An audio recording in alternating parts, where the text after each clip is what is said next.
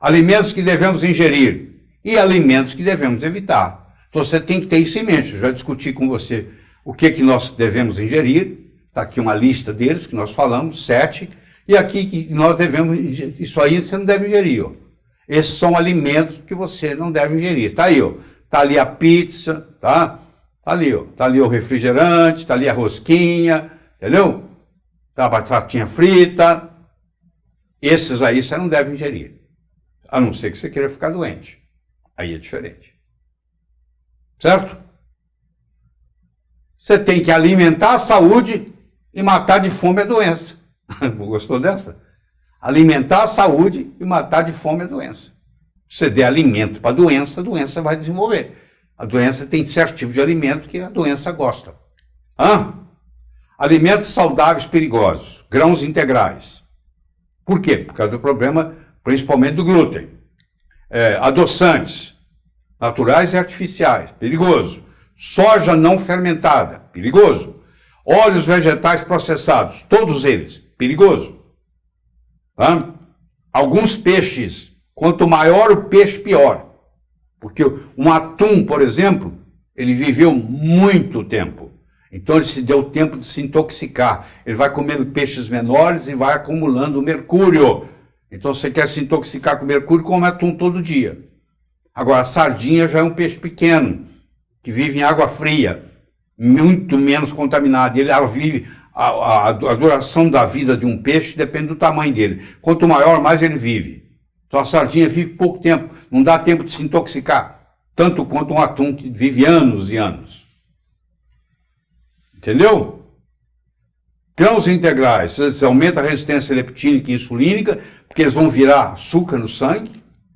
A insulina de jejum, ela tem de 8 horas, é muito importante, tá? Você medir a insulina de jejum. A relação triglicérides-HDL, o ideal é menos de 2. No lipidograma, na minha opinião, a única coisa que se aproveita é a relação. Quando os triglicérides HDL, então a relação está menor que 2, você pode ter o colesterol na altura que você quiser. É colesterol benéfico, não é maléfico. A estimativa AROMA, sempre você deve saber qual é a glicemia e qual é a insulina. Aí existe um cálculo, que eu não vou entrar aqui, mas que o laboratório faz para você. É só você pedir estimativa AROMA e o número tem que ser menor que 1,97. Você tem que entender das lectinas, que eu vou explicar para você lectinas. Presta atenção aqui, olha só. Você tem a presa e o predador. Então, um predador está caçando, ele vai e mata a presa para comer. Mas a presa não fica paradinha esperando, ela sai correndo. Mas o predador vai lá, corre até pegá-la. A planta não pode sair correndo. Está vindo uma praga. O que a planta vai fazer? Vai sair correndo? Ela não tem jeito de sair correndo. Ela está ali. Então o que ela faz? Ela desenvolve um veneno contra aquela praga. E avisa para as plantas vizinhas, ó, está chegando uma praga aí, ó, produz essa substância que vai... Isso é a inteligência que existe vegetal. E essas substâncias são chamadas lectinas. A lectina mais perigosa que nós temos é o glúten. O trigo produz glúten. É o maior produtor de glúten que tem. E o glúten tem uma proteína chamada gliadina. E essa gliadina é de muito difícil digestão. Se você ingere glúten e você tem uma desbiose, você tem a permeabilidade do seu intestino alterada. Essa gliadina entra na parede do intestino e cai no sangue.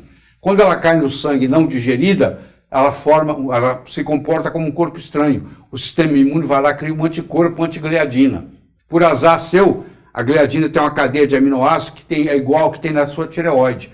Quando se cria o anticorpo antigliadina, agora esse anticorpo vai atacar a tireoide e vai desenvolver, por exemplo, a tireoidite de Hashimoto, que começou com glúten, que é uma das causas. Não estou dizendo que é a única, mas é uma das causas. Deu para entender?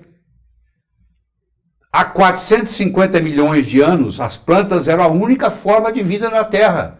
Elas dominaram por 90 milhões de anos. Elas não tinham animais para concorrer com elas, não tinha nada. Elas eram sozinhas. Até que surgiram os insetos, que começaram a atacá-las. Então elas tiveram que desenvolver defesa, autodefesa. E essa autodefesa se chama lectina. Você comer muita planta crua, você tem que tomar cuidado, porque a lectina está lá. Se eu cozinho alface, se eu cozinho a couve, se eu cozinho, eu destruo a lectina. Então tem gente que começa a comer muito vegetal cru e acaba passando mal, porque é um tipo de veneno. Tem que alertar para isso, tá? Talvez você nunca tenha ouvido esse termo, lectina. Lectina é o jeito que a planta se protege, já que ela não pode sair correndo do predador. Entendeu? Ficou claro? Muito bem. A função de defesa das lectinas, as plantas, desenvolveram um mecanismo complexo de defesa para autopreservação, que são as lectinas.